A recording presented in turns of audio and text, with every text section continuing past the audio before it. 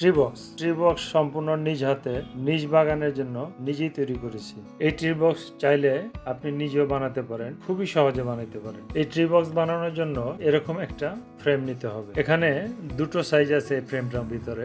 আপনি চাইলে বড় সাইজটাও করতে পারেন অথবা ছোট সাইজটাও করতে পারেন। এই ফ্রেমটার ভিতরে এরকম বর্ডার দেওয়া আছে। আমি বড় সাইজটা বানিয়েছি কারণ আমার গাছগুলো ইতিমধ্যে বেশ বড় হয়ে গেছে। ওই বড় গাছগুলোকে আমি এই ট্রি বক্সে স্থাপন করব। ট্রি বক্স বানানোর জন্য এই ফ্রেমটি খুবই গুরুত্বপূর্ণ।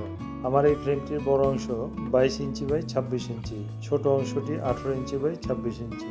এই ফ্রেমটি মাপ মতো মজবুত করে বানাতে হবে। তবে ট্রি বক্স বানানোর জন্য স্ট্যান্ডার্ড মাপ হচ্ছে 18 ইঞ্চি বাই 24 ইঞ্চি। 18 বাই 24 সাইজটি ফ্রেমের ভিতরের অংশ থাকবে। এর হাইট হচ্ছে 18 ইঞ্চি আর পাশ হচ্ছে 24 ইঞ্চি। ভিতরের অংশ 18 ইঞ্চি বাই 24 ইঞ্চি।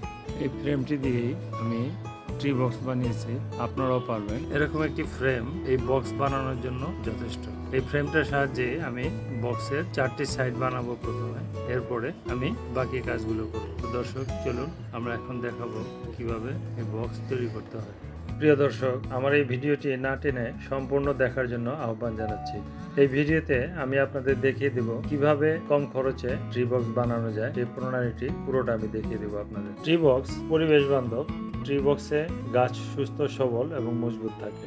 ছাদ বাগানে গাছ লাগানোর জন্য উপযুক্ত পাত্র হচ্ছে এই ট্রি বক্স, পরিবেশ বান্ধব ট্রি বক্স। প্লাস্টিক ড্রামে গাছ সুস্থ থাকে না, কারণ প্লাস্টিক ড্রাম পরিবেশের জন্য সঠিক নয়। টিনের ড্রামও গাছ লাগানোর জন্য সম্পূর্ণ উপযুক্ত নয়, কারণ টিনের ড্রাম খুব ক্ষণস্থায়ী, এটা অল্প সময় নষ্ট হয়ে যায়। আস্তে আস্তে এক সময় জংকার পড়ে টিনের ড্রামটা শেষ হয়ে যায়। তাই এই ট্রি বক্স হচ্ছে স্থায়ী ব্যবস্থা। ট্রি বক্সের সবচেয়ে বড় সুবিধা হচ্ছে এর মাটি বছর বছর পাল্টাতে হয় না। ট্রি বক্সের মাটি 3 বছর 4 বছর পরে একবার পাল্টালেই হয়। একটি ট্রি বক্সের স্থায়িত্ব অনেক, কিন্তু একটি প্লাস্টিক ড্রাম কিংবা টিনের ড্রাম সেটি স্বল্প সময় পর্যন্ত টিকে থাকবে। এরপর এক সময় এগুলো হয় ফেটে যাবে, না হয় ফুটো হয়ে যাবে। তাই দর্শক, আমি বলবো ট্রি বক্স নিজে তৈরি করুন। ট্রি বক্সের খরচও খুব সামান্য।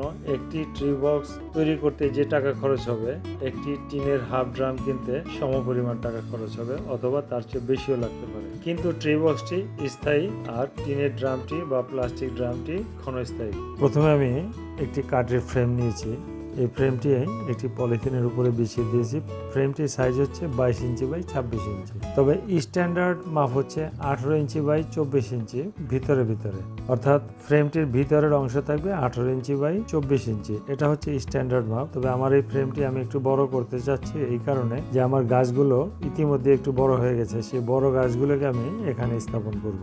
বক্সটাকে আরো সুন্দর করার জন্য আমি কিছু টাইলসের টুকরা নিয়েছি। যে টাইলসের টুকরাগুলোকে আমি এভাবে ফ্রেমের ভিতরে আমি বিছিয়ে দিয়েছি। আমি এখানে টাইলসের টুকরো নিয়েছি মূলত বক্সটা যাতে বাইরে থেকে সুন্দর দেখা যায় সেজন্য। এখন আমি এই টাইলসের টুকরোগুলোকে সিমেন্ট আর বালু দিয়ে ঢেকে দিব। এই বক্সটা বানানোর জন্য আমি টাইলসের টুকরো, সিমেন্ট এবং বালু ব্যবহার করেছি। প্রিয় দর্শক, আমার আগের ভিডিওতে আমি পাইসিপটিন, সিমেন্ট এবং বালুর সাহায্যে ট্রি বক্স তৈরি করেছিলাম। আর এই ট্রি বক্সটাতে আমি টাইলসের টুকরো, বালু এবং সিমেন্ট ব্যবহার করেছি। তবে এই স্ল্যাব বানাতে অবশ্যই রড হোক কিংবা তার হোক ব্যবহার করতে হবে। চিকন তার হলে সবচেয়ে ভালো হয়। 8 নাম্বার তার হলে সবচেয়ে ভালো। যদি 8 নাম্বার তার না থাকে তাহলে আপনি 12 নাম্বার বা 14 নাম্বার তার ব্যবহার করতে পারেন। আর মাঝে আমি কোনাকুনি দুটো রড দিয়ে দিয়েছি যাতে এই স্ল্যাবটি মজবুত থাকে। স্ল্যাবের মধ্যে অবশ্যই রড ব্যবহার করতে হবে অথবা চিকন তার, তা না হলে এই পাটাগুলো, এই স্ল্যাবগুলো যে কোনো সময় ফেটে যেতে পারে। বালু এবং সিমেন্টের পরিমাপ হচ্ছে 3টি বালুর সাথে 1টি সিমেন্ট দিতে হবে।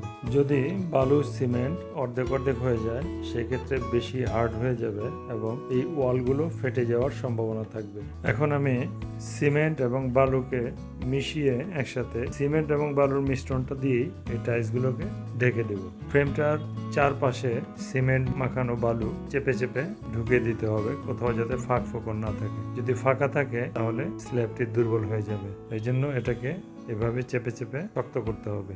তৈরি হয়ে গেল আমাদের সিমেন্ট, টাইলস আর বালু দিয়ে বানানো স্ল্যাব। এই স্ল্যাবগুলোকে আমরা 2 দিন এইভাবে রেখে দিব একটু শক্ত হওয়ার জন্য। প্রথম দিন স্ল্যাবের মধ্যে কোনো পানি দিব না আমরা।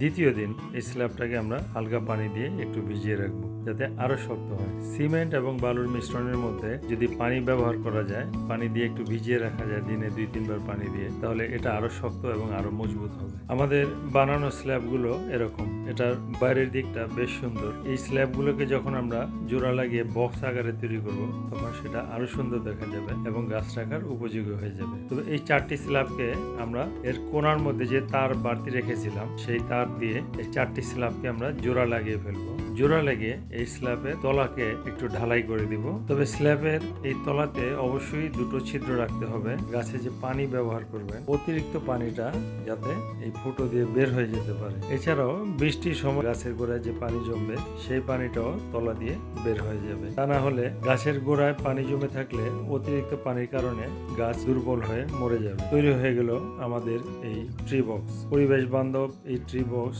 ছাদ বাগানে ব্যবহার করুন। এই একটি ট্রি বক্স বানাতে আমি প্রায় 15 কেজির কিছু বেশি সিমেন্ট ব্যবহার করেছি, 3 বস্তার মতো বালু লেগেছে, আর টাইলসের টুকরো যেগুলো ব্যবহার করেছি সেটার পরিমাণ আনুমানিক 1.5 বস্তার মতো হবে। সব মিলিয়ে আমি প্রায় 475 টাকার মতো খরচ করেছি এই একটি বক্সে, এবং এটি চিরস্থায়ী বক্স। এই বক্স সহজে নষ্ট হবে না। আমার ছাদে প্রায় 1 বছরের উপরে এই বক্সে আমি গাছ লাগিয়ে রেখেছি। এছাড়াও এই বক্সটির মূল গাছটা লাগানোর পরে এই বক্সের মধ্যে বাড়তি যে জায়গাটুকু আছে সেই জায়গাতে আমি ছোট ছোট কিছু গাছ রেখেছি, বিশেষ করে কাঁচামরিচ গাছ, বেগুন গাছ, এগুলো লাগানো যায়। প্রিয় দর্শক, এই বক্স আপনি নিজেই তৈরি করুন এবং খুব সহজেই তৈরি করুন। প্রিয় দর্শক, আজ এ পর্যন্তই।